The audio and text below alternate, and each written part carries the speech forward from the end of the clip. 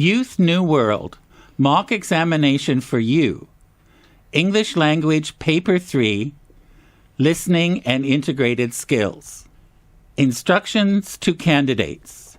You should have on your desk a Part A question-answer book, a Part B1 data file with a Part B1 question-answer book inserted, and a Part B2 data file with a Part B2 question-answer book inserted. Do not open them until you are told to do so. I repeat, do not open the question-answer books or the data files until you are told to do so. Now, write your candidate number in the space provided on page 1 of your Part A question-answer book.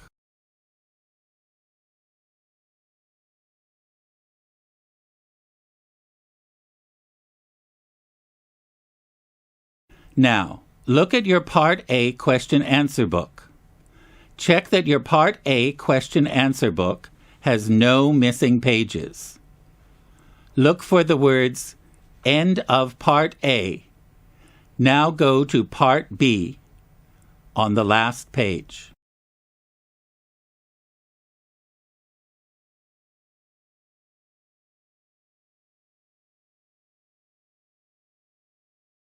Now, stick your barcode labels in the spaces provided on pages 1.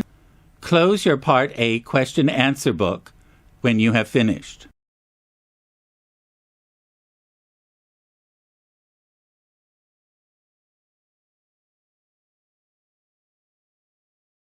Now, look at your Part B1 data file. Take out the inserted Part B1 question-answer book. Check that your Part B1 data file has no missing pages. Look for the words, This is the last page of the Part B1 data file on the last page.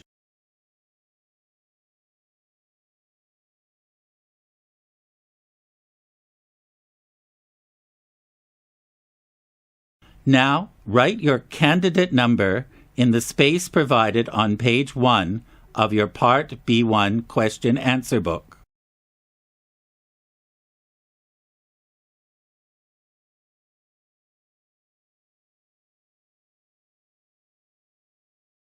Now, check that your Part B1 question-answer book has no missing pages. Look for the words, End of Part B1 on the last page. Now, stick your barcode label in the space provided on page 1. Close your Part B1 question-answer book when you have finished.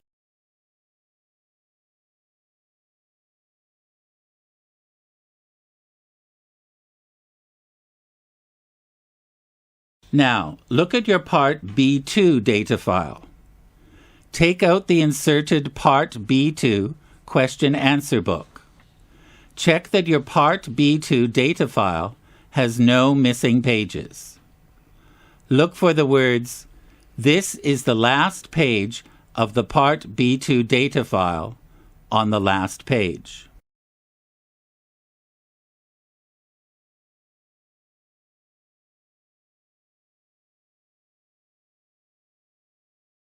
Now, write your candidate number in the space provided on page 1 of your Part B2 question-answer book.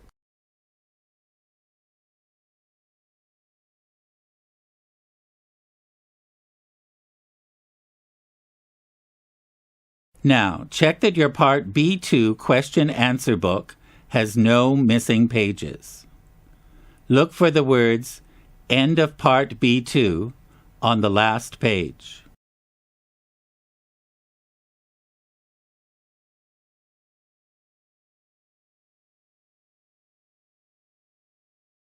Now, stick your barcode labels in the spaces provided on pages 1. Close your Part B2 question-answer book when you have finished.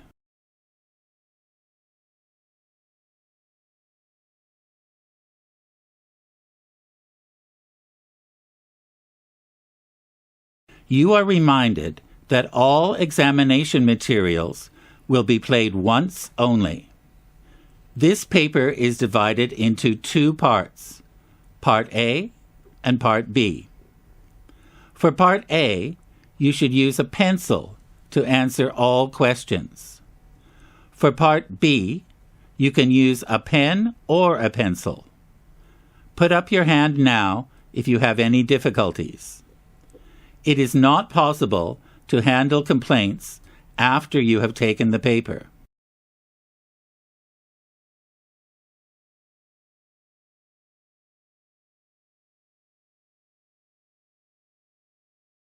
The listening component is about to begin. Keep your earphones on until you are told to take them off. Open your Part A question-answer book at page 3. Part A is about to begin. Part A, Situation. Benson, Julie, and Carmen are undergraduates majoring in urban planning. They are in an exchange tour visiting Beacon City, one of the most famous smart cities in the world. They are traveling around the city to complete their assignments. In Part A, you will have a total of 4 tasks to do. Follow the instructions in the question-answer book and on the recording to complete the tasks. You will find all the information you need in the question-answer book and on the recording.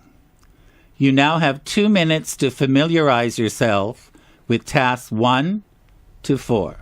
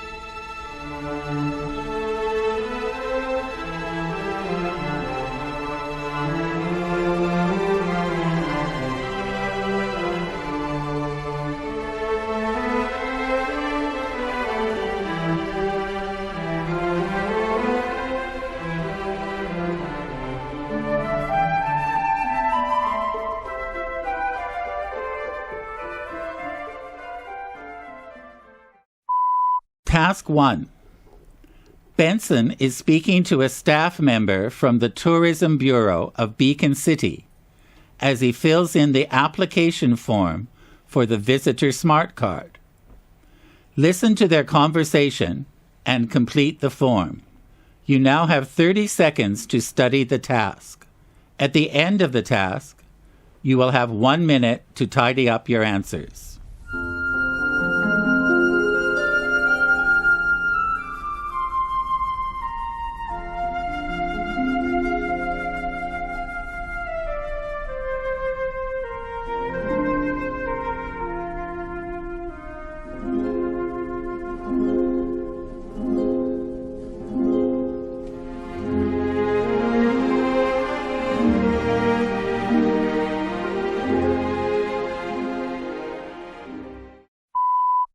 Hello, sir. I'm Lauren from the Tourism Bureau. How can I help you?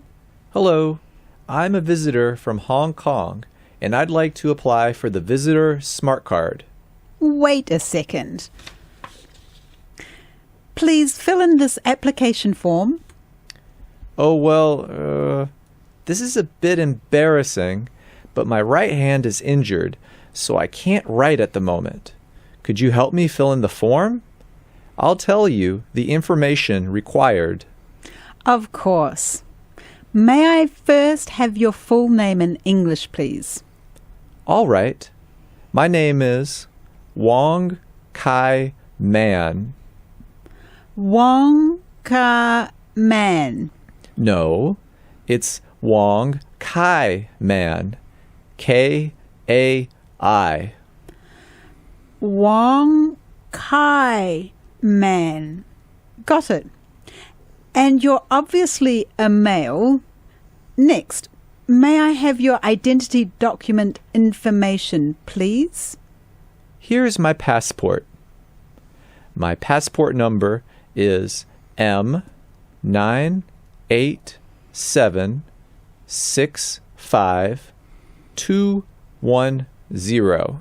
M987652110. Did I get that right? Correct. All right. What's your date of birth?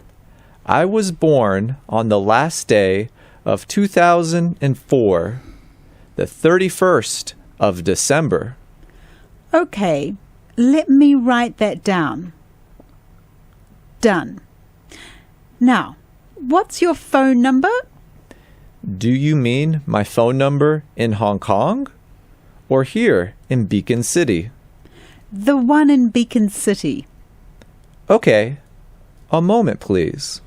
That's 331-152-407. 331-152-407. May I also have your email address? Sure. It's bensonwong2004 at gmail.com. All small letters and no spacing. Next, what's your lodging address? Sorry, what does that mean? That means where you'll stay here in Beacon City. Oh, I'll be staying at room 2751 of Glory Hotel in the Middle Valley District.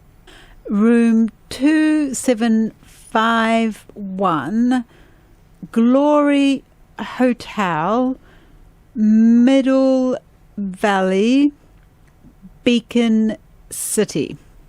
That's a wrap for part A of the form. Let's move on to part B. As you're from Hong Kong, I assume you're Chinese, right? Yes, I am. Then which language do you prefer? English? I actually prefer Cantonese, but that's the case in Hong Kong.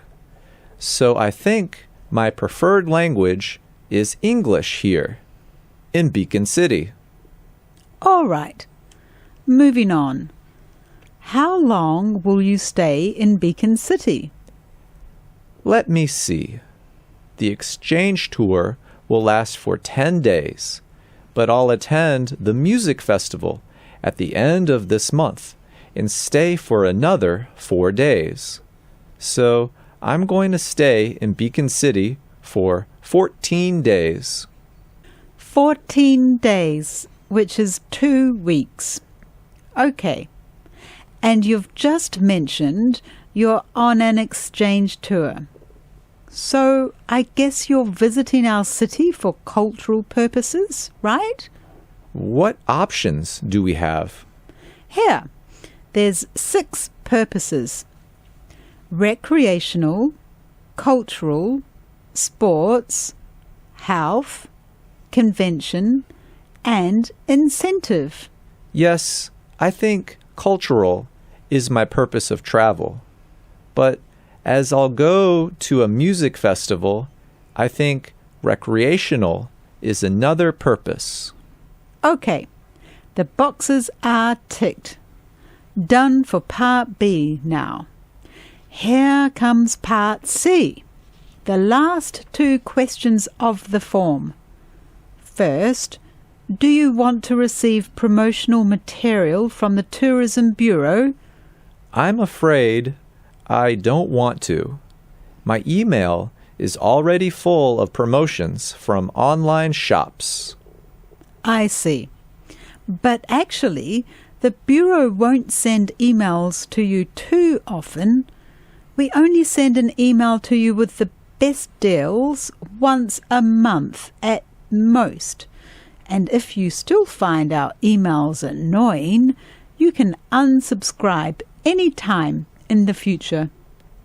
Well, I'll go for it then. Okay. And lastly, would you like to take part in market research? As long as you don't disclose my personal information to other parties without my approval, I'm totally fine with it. Okay. That's all for the application form. Wish you a pleasant journey in Beacon City. Thanks. That is the end of Task 1. You now have 1 minute to tidy up your answers.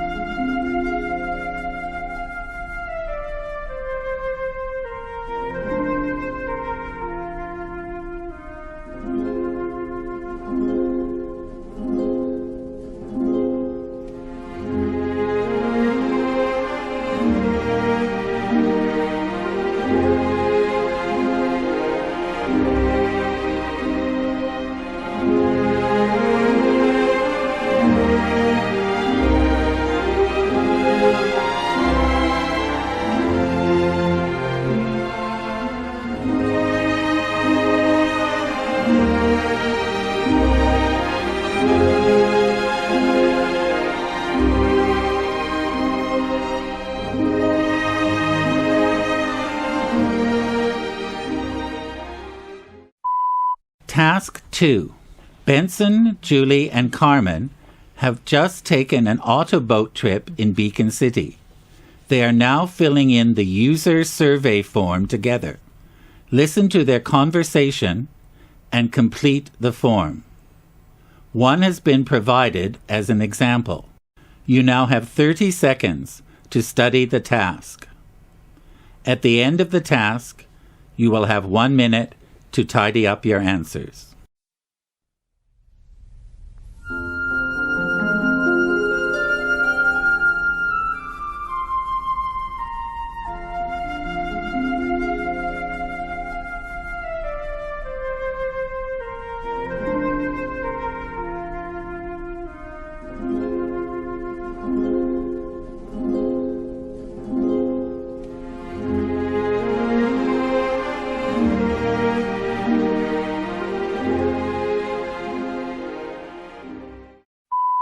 Alright, so this is a user survey form where we're going to assess our experiences on the autoboat just now.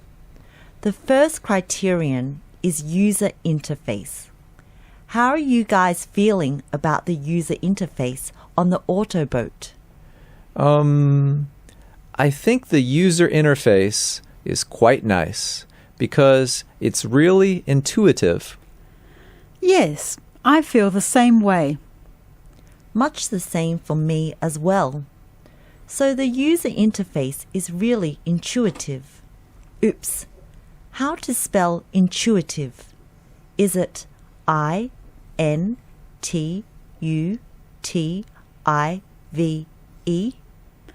No, that should be I-N-T-U-I-T-I-V-E.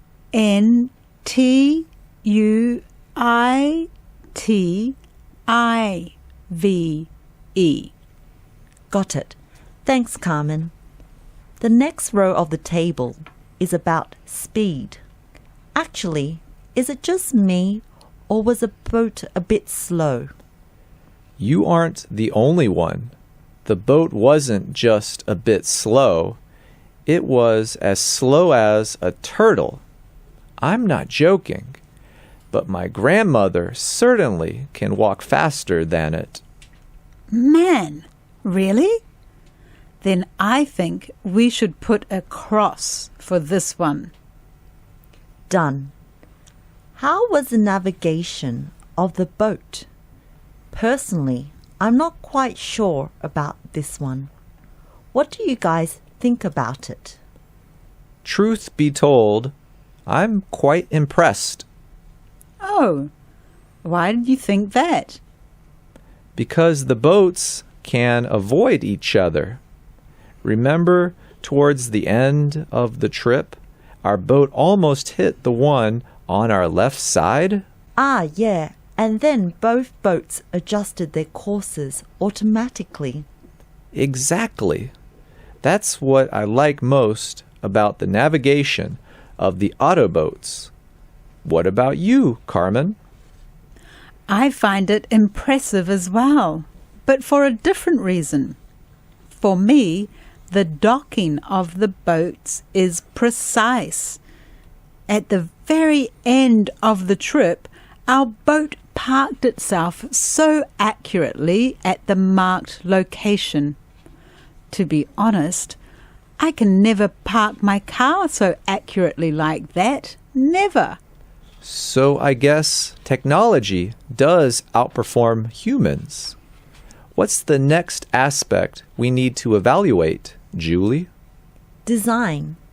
Maybe we can talk about both the interior and exterior of the autoboats. Oh, wait. I think I've skipped a row. That's fine, Julie. We can go back to that one later. I think for the inside of the boat, the seats are comfortable enough. I felt like I was sitting on my couch at home, so comfy that when the trip was over, I didn't want to move an inch. That's not entirely exaggerated indeed. They are so comfortable, but for the outside of the boat, I have to say it looks like a raft. Ugly! I totally agree. They do look like rafts. While the technology of the boats is state-of-the-art, their appearance is like from the medieval times. What a stark contrast! So the inside is okay, but the outside is not that good. Then what should the overall rating be? I think we should go with unsure. Either good or bad for the design of the boats is not showing the full picture. Okay, so let's move back to the row we missed a moment ago. It's about stability. What do you guys think? Actually, I can't really tell whether the boat is stable or not. Today's weather was very rough. When we were in the boat, there were big waves running through the river. They made our boat rather shaky throughout the trip. Agreed. I can't tell whether it's stable. So let's go with the same option? Sure. Last one now. How's the fee of the trip? Ugh, I can't believe that trip cost us $10. That was literally daylight robbery. Daylight robbery? We took the autoboat at 7:30 at night. Benson, it's just a metaphor. She means the trip was too expensive, like a thief stealing from you and not even trying to hide it. And indeed, that boat trip wasn't really worth that amount of money. Exactly. I'd rather spend that $10 on food. Speaking of food, I'm so hungry now. Now that the form is filled, where should we go for dinner? That is the end of Task 2. You now have 1 minute to tidy up your answers.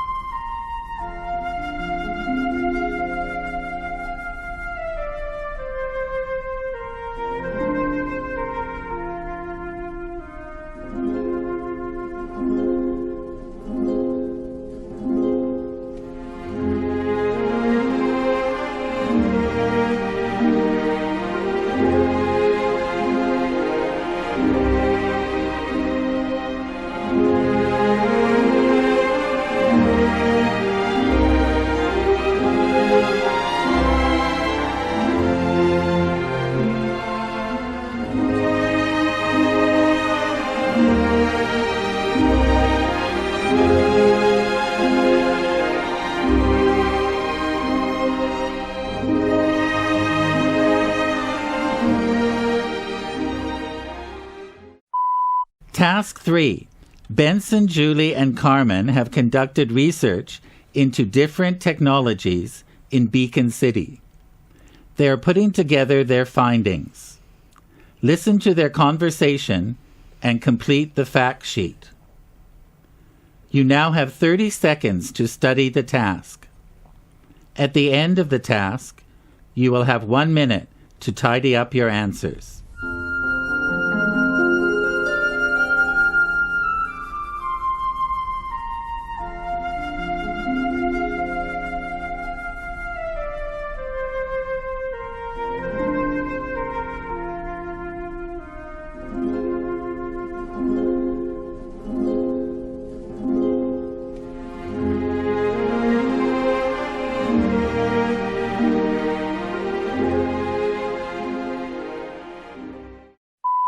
So, guys, how's your research going on?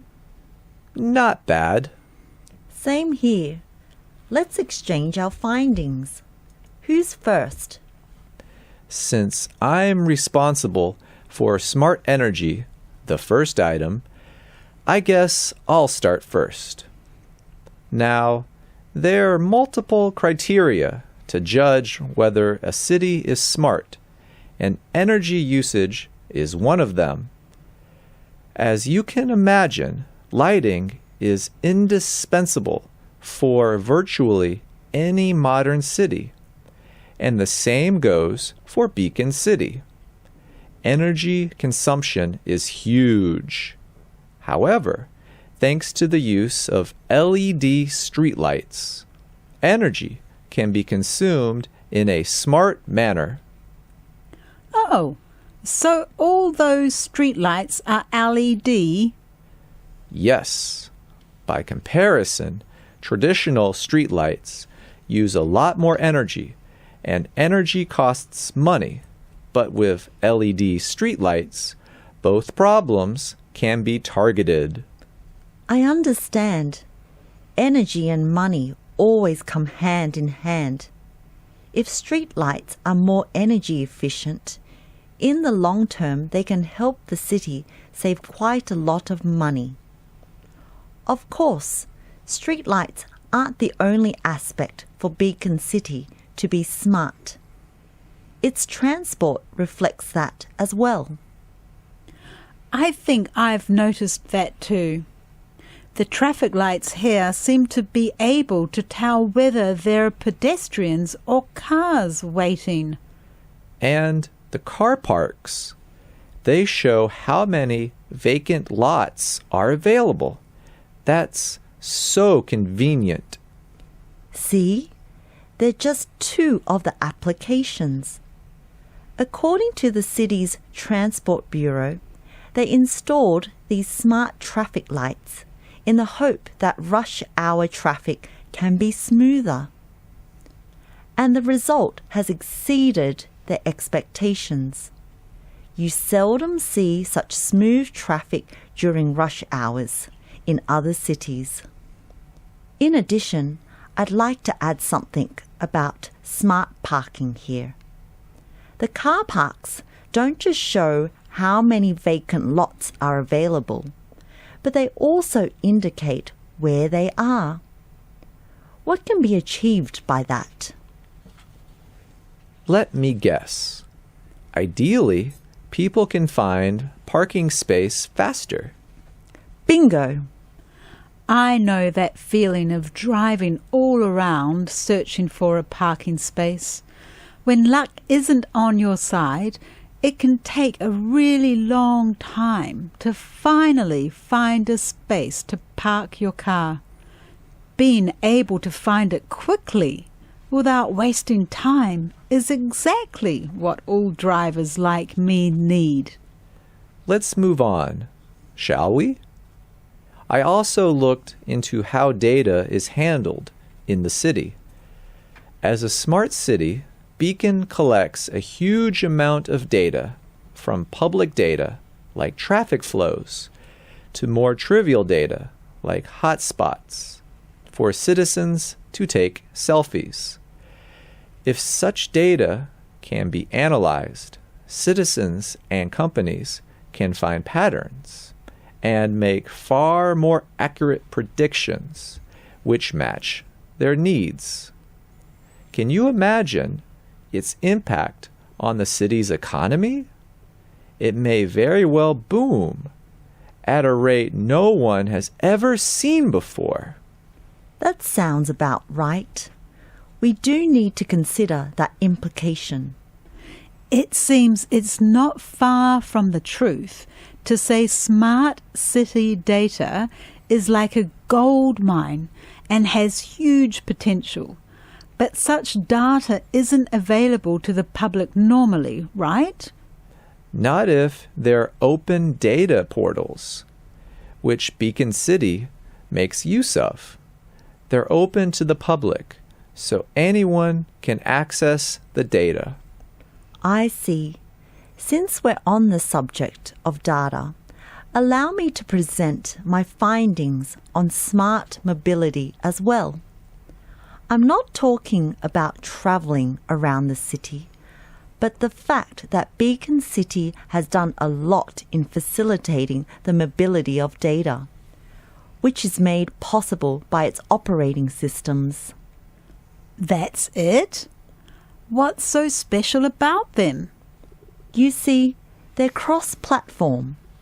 Most of the operating systems in the city are designed in such a way that they're compatible with each other. Wow! Really? Beacon City can actually do this? Yes, it can. And it couldn't have happened without the most sophisticated security technology. It has to be as advanced as possible to ensure all the systems and the data are secure. And only when such a requirement is fulfilled can smart mobility be a reality. That's so cool. I'm starting to like Beacon City more and more. I feel the same way. Smart technology in this city doesn't only deal with the economy and, well, technology, but also its basic systems and structures, so as to benefit citizens' well-being.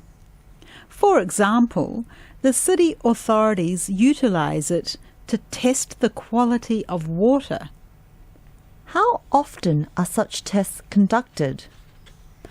From what I know, they have sensors testing water quality every day in pipes, tanks, and reservoirs.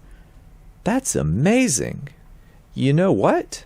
This kind of smart infrastructure can benefit the city, which then benefits its infrastructure back. Oh, care to explain? Look, if the infrastructure is improved, it can collect more data, right? Right. Then, when you have more data, you can use it to improve the infrastructure, which is then able to help you get even more data to even further improve the infrastructure. It forms an endless loop. A virtuous cycle, that is. Good thinking, Benson. This should definitely be mentioned in our assignment. Now, for the final technology, smart IoT devices. Wait, what the heck is IoT? Internet of Things. In English, please. The joining of electronic devices via the Internet. I'm quoting the dictionary word for word. It seems to be this IoT stuff is the most basic but powerful smart technology among the 6 we've discussed. I think so too. Energy, data, mobility, all of those smart technologies simply can't operate without a whole network of electronic devices. The data they provide brings us huge convenience and information, but at the same time, they give rise to concerns like hacking and surveillance. So they're a double-edged sword. For a city to go smart, for us to enjoy all the benefits, that's a price we must all pay. That is the end of Task 3.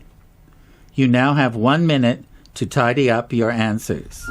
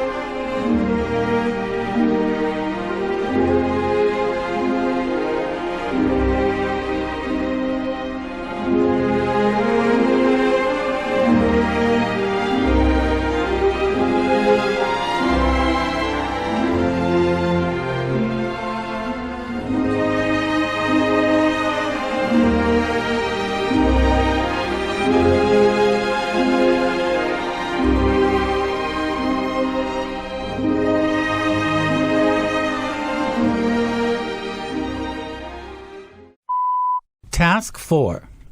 Carmen is interviewing an official from the Planning Bureau of Beacon City. Listen to the conversation and write the correct answers to the questions she has prepared. You now have 30 seconds to study the task.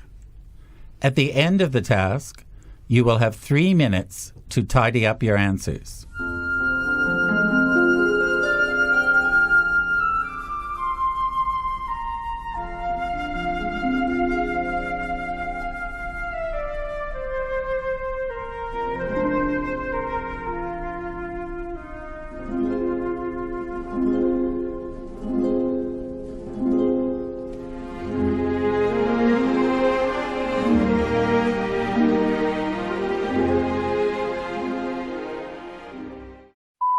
Thank you very much for accepting our interview request, Mr. Page. You're welcome. It's always nice to see young people interested in smart cities and technology. And this is a good opportunity for us to promote ourselves as well, so we're both getting what we need. I see. Then without further ado, let's begin. So the first thing I'd like to know is, how is a smart city like Beacon City made? Is it difficult? One thing is for sure, it isn't easy. There are 3 things that have to be done. First and foremost, you need these. Sensors? Yes, sensors like these are installed in most everyday physical objects. Street lights, traffic lights, charging stations, even doors. Almost every physical object you encounter in your everyday life is equipped with a sensor in our city. Once these objects have sensors, what happens next is data is sent out. The sensors record the data and send them to our distant cloud computing systems. Distant cloud computing systems? For data storage and processing, right? You're smart, young lady. Last but not least, the data itself needs to be analyzed, and the computers in those systems will do just that. They analyze the data and transform it into valuable information for us. I see. You know, Mr. Page, all these still sound very futuristic to me. I've heard of the concept of smart cities, but so far there doesn't seem to be many smart cities in the world. It's true, smart cities are still not very common, but they aren't as scarce as you think. In fact, more and more cities are going smart.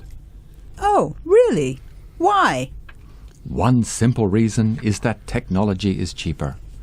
Well, it isn't exactly cheap, but compared to the past, it's much cheaper today.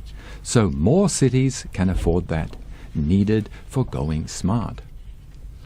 The second reason is related to data transmission. Nowadays, data can be transmitted not just faster, but also in a larger quantity. Sure, the sensors can capture data. Sure, the distant cloud computing systems can analyze it. But if data is transmitted too slowly and only a small amount at a time, that'll be totally useless. Smart cities need real-time data, and transmission amount and speed play a huge role in this regard. I understand. Now, if you don't mind, I'd like to talk about a subject that can be a tiny little bit touchy, which is surveillance. I don't mind, since you mentioned that in your request email. I'm prepared for your questions. Ask away. I know that nearly all cities in the world have some form of surveillance, but why is it such a high-profile issue for smart cities? That's because surveillance in smart cities is ubiquitous. It's simply everywhere, even in households. Of course, there are no security cameras, but those sensors in your household appliances are all tracking your activities. Just to be clear, your city isn't tracking my private activities, is it? Only when you're in public areas. As long as you aren't doing anything suspicious or criminal, you need not worry a thing. But I can't say the same for other smart cities, like Rio de Janeiro in Brazil. That brings me to my next question. What were people angry about? Its operations center? You know that Brazil held the FIFA World Cup in 2014 and the Olympic Games in 2016, right? Usually the host countries would try to paint a rosy picture.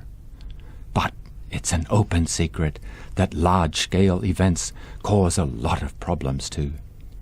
Protests aren't an uncommon sight, and in the case of Rio de Janeiro, the protesters were outraged to find out that they were monitored. Wait, are you saying Brazil was using Rio Operations Center to suppress opposition? That's so wrong. That's abuse of power. If all smart cities do this, there's no more personal privacy. Sorry for losing my composure. Your concern is duly noted, and it's quite reasonable to be frank. You're not the only citizen worrying about having no privacy in smart cities. For one thing, governments like us can increase control over their activities.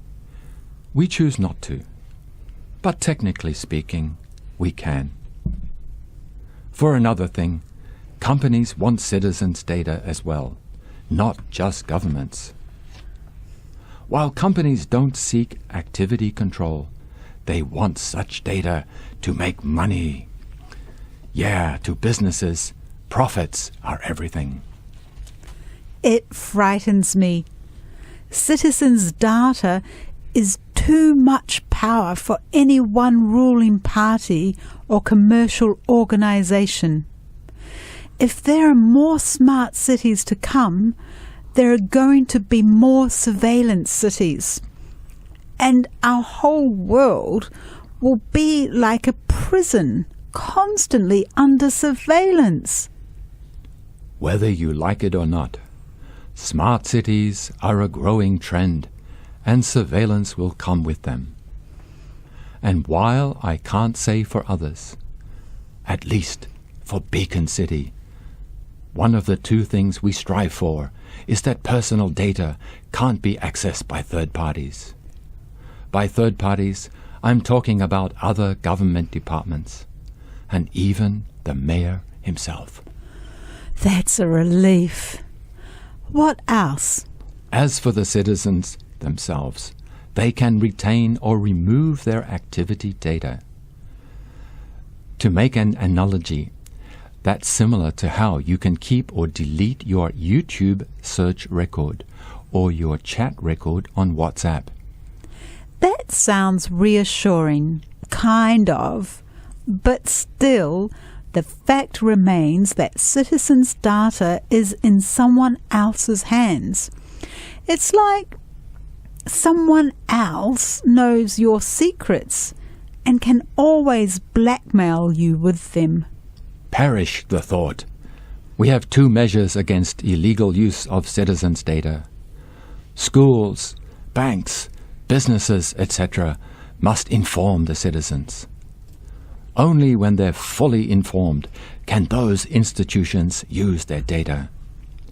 Then what if someone says they don't want to share their data? Simple. Nothing bad will happen. There won't be consequences. And that's the second measure. Some citizens simply want to remain private, living in smart cities or not. And they're very conscious about data sharing, but we understand. Hence, even if they don't share their data, there won't be any penalties for them. That is the end of Task 4 and of Part 3A. You now have 3 minutes to complete your answers to Task 4 and to tidy up all your other answers.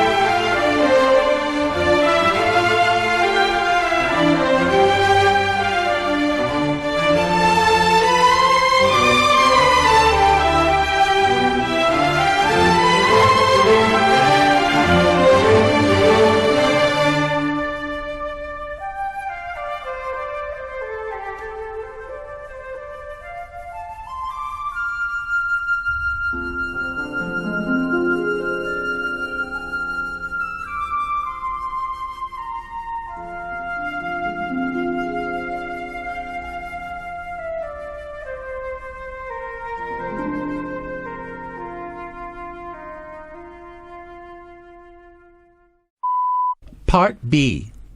Look at page 2 of your data file. Situation.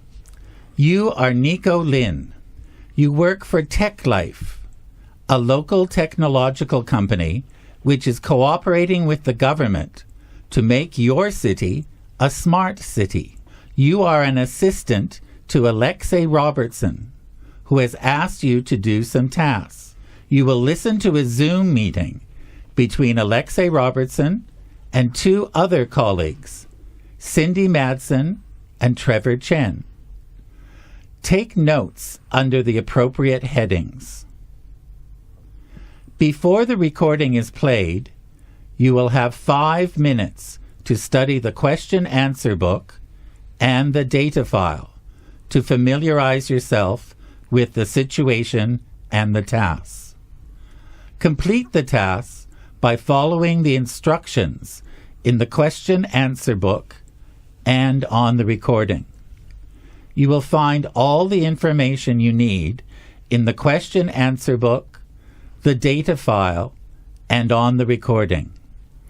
As you listen, you can make notes on page 3 of the data file. You now have 5 minutes to familiarize yourself with the question-answer book and the data file.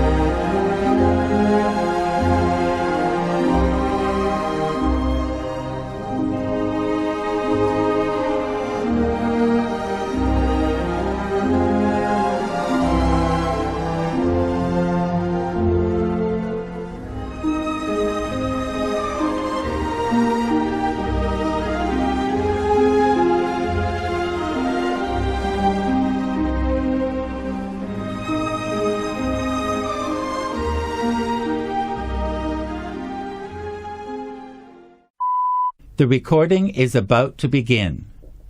Turn to page 3 of the data file. Ah, there you are, Cindy. Can you hear me? Yes, I can, Alexi. Morning. I must admit, this is kind of new. I've never had an online meeting like this before. Well, it can't be helped. The epidemic isn't over yet, so stay home and stay safe. And here's Trevor. Hi, Trevor. Hi, Alexi. Hi, Cindy. Great. Now that we're all online, let's get started. Oh, and no need to take the minutes. This isn't really a very formal meeting, and we can just go back to it anytime, since it's being recorded. Oh, I better be on my best behavior and watch what I'm saying. Joking. Right, so first things first, let's go through what we're going to do in December. We're having a school talk, right? Correct. A school talk. Here are the details. It shall be held on 13 December from 1 p.m. to 2:30 p.m. 13th of December? That's a Monday. I hope the students don't have the Monday blues. And 1 p.m. to 2:30 p.m. is lunchtime. That's the only time slot available for the school, Cindy. Now, as for the title of the talk, it'll be Introduction to Smart City. Nice and simple. Introduction to Smart City? Lame. That's so uncreative. I must admit, Introduction to Smart City does sound a bit uninteresting. But what really matters is the content, not the title, so I don't mind. Who's going to deliver the talk? Louisa and Bella will assist her as usual. At this rate, Louisa and Bella are going to be our school talk golden pair. You can say that again. Speaking of talks, we also have a lecture in December, right? Yes, it's the one which is called Smart City. More good than harm? This lecture will be a public one because we want to tell the public that smart cities indeed bring more good than harm. Has Adrian confirmed that he'll be responsible for the lecture? Adrian just contacted me yesterday. He said yes. Excellent. That almost takes care of our December events. Just 2 more things. First, our monthly face-to-face meeting in December looks like it'll have to be cancelled. The epidemic situation is becoming more serious, so monthly face-to-face meetings should be cancelled unless absolutely necessary. I'll ask Nico to add this as a remark in the calendar. Great. I hate those face-to-face monthly meetings, truth be told. Second, I'd like to give you an overview of what we've planned for 2022. There'll be educational activities.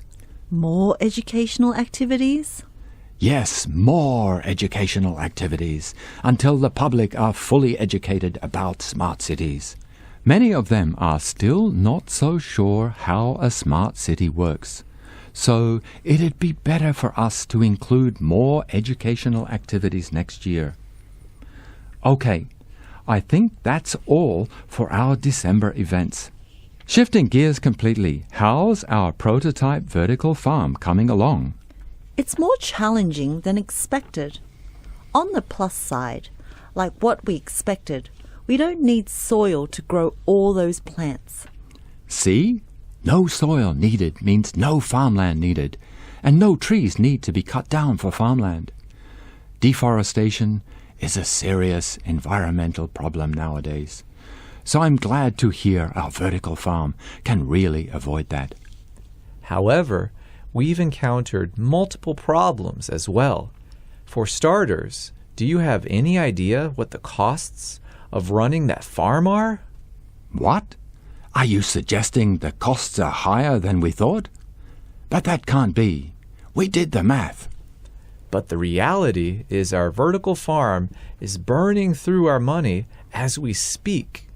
Remember that we've rented 10 shipping containers to make the farm real estate prices in the city have skyrocketed in the last few months, including shipping containers and their rent. Now our costs have nearly tripled. That's a lot. We certainly didn't expect that real estate prices would have such an impact on the running cost of a vertical farm, did we? That's true. What else? Just the other day, we had a demonstration right outside our headquarters. A group of drivers were accusing us of taking their jobs. What? We aren't doing that to them. Were they out of their mind? Trevor and I talked to their representative. As it turns out, they were a group of drivers who had been transporting crops from other farms to our city. However, they felt threatened by our vertical farm because apparently having a farm directly in the city means they're obsolete. Those drivers might be a bit paranoid at this stage, but I guess I can understand their concern. We just have one vertical farm right now, but if more are established in this city, enough to support the entire population, no one needs to transport crops from farms to cities anymore. All those drivers who've been fulfilling that role would then be out of work. Oh, come on. It's true that there may be fewer jobs due to vertical farming, but new technology will always mean new job opportunities. Besides, no one is saying we have plans to have more vertical farms. There's a third issue, Alexei. You remember that the city had a big power cut last week? Our vertical farm depends entirely on electricity, 24/7. Thanks to the power cut, all machines stopped working. Thankfully, electricity came back a few hours later, but the quality of some crops already declined during the outage. Yeah, traditional farms wouldn't have been affected by power cuts, at least not that much. I see. There really are more obstacles than expected. But for vertical farming to be more popular, there's a need for us to think of solutions to all of them. So this is a very valuable lesson to all of us. Now let's move on. I heard that quite some people are worried about our city becoming a smart city. What are their major concerns? Well, from what I saw on Discuss.com, some were worried smart lampposts would disturb their privacy. I see, but I think they don't have to worry too much. You know, the smart lampposts actually don't have face recognition functions. In other words, they can't recognize human faces. Precisely. But not only this. From my research, photos taken by the lampposts usually have low resolution. So, because of the blurry pictures, privacy isn't really a concern. Not at all. Any other aspect of a smart city that troubles people, Cindy? Let me see. Some others are talking about electricity. Wait, let me guess. Are they concerned about the fact that smart cities consume more electricity? Exactly. They think smart cities are harmful to Mother Nature, as they use much more electricity than cities that are less smart. That's not incorrect, though. But actually, we have a way out. Renewable energy sources. Once we have more sources which can produce renewable energy, the city can get most of its electricity in a clean, environmentally friendly way. This way we can develop smart cities while maintaining a good relationship with Mother. Now let me see. Oh, I almost forgot. One last thing before we conclude this meeting. Has our smart home AI been completed yet, Trevor? Almost. Good. Remember to make the installation process as simple as possible. Not everyone is tech savvy. Don't worry. The installation steps are so simple, even your grandma would know what to do. Here, listen. Step 1. You know what a house hub network is, right? By house hub network, I'm talking about the lighting, computers, phones. Trevor, we're not amateurs. We know what a house hub network is. All right, smarty pants. Step 1. Find the house hub network. Simple enough. Step 2. Connect the AI to the network. It should be so straightforward that even a kid like you, Cindy, should be able to connect it to the network. Ha ha, very funny. And final step, tell it your name. Just my name is enough? No need to read a specific passage for voice recognition? Yes, but remember this. One person, one name, one voice. So if the house is going to have more than one person living in it, everyone needs to do that final step. Thanks, Trevor. Good. That takes care of everything for now. Meeting adjourned. Thanks, everyone. That is the end of the listening component of this paper.